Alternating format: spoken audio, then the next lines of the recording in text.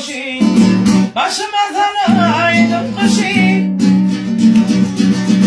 Bağışla beni komşu, deyip gözüme yazdım.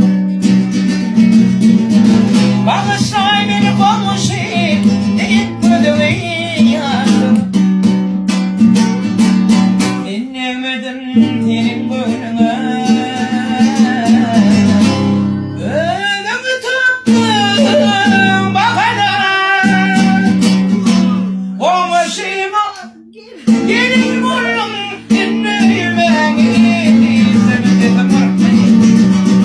Komşuma gelin buldum, komşuma gelin buldum, dinleyime gittim.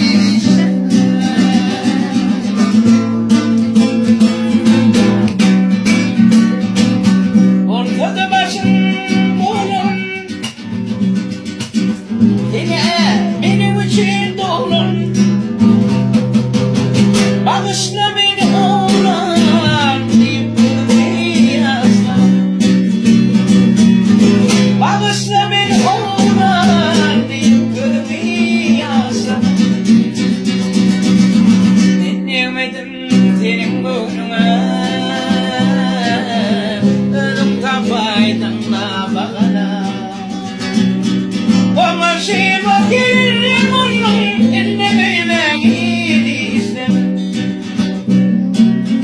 Bağışla beni komşu, deyip gözüme yazdım. Ey ölüm, dinleyime gittim.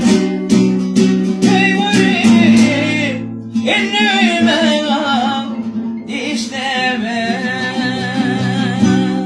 Sağ ol. Bak.